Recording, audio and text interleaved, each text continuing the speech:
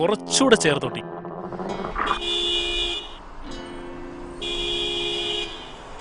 കാര്യമൊക്കെ കൊള്ളാടേ.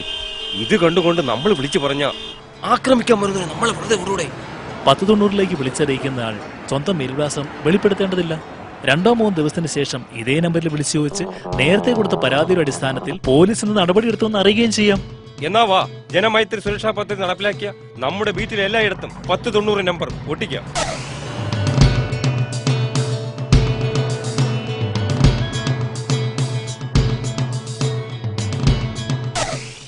ഇത് കാക്കസുഗുണൻ, നിയമം പാലിക്കാത്തവരുടെ പ്രതിനിധി.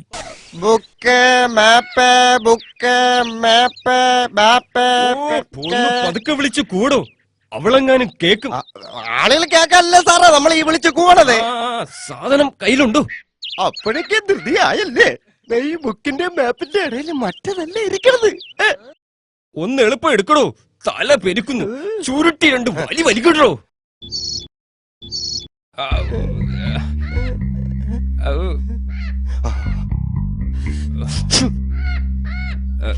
കിടില സാധനം സാറേ.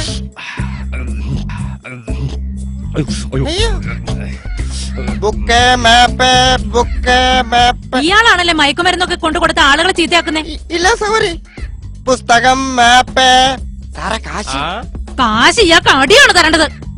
ഇയാളെ ഇപ്പൊ ശരിയാക്കി തന്നില്ലെങ്കിൽ നോക്കിക്കോ. 1090. ഹലോ,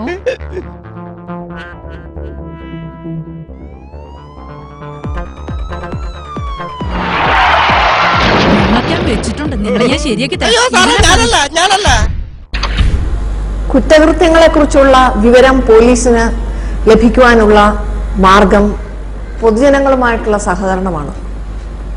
1090 എന്ന ക്രൈം സ്റ്റോപ്പർ നമ്പറിലേക്ക് ഏത് കുറ്റകൃത്യങ്ങൾ കണ്ടാലും പൊതുജനങ്ങൾ വിളിച്ചു വിവരം നൽകേണ്ടതാണ്. പരിസരത്ത് കള്ളവാറ്റ്, വ്യാജമദ്യ വിൽപ്പന, ബോംബ് നിർമ്മാണം, സ്ത്രീകൾക്കെതിരെയുള്ള കുറ്റകൃത്യങ്ങൾ തുടങ്ങി ഏതു തരത്തിലുള്ള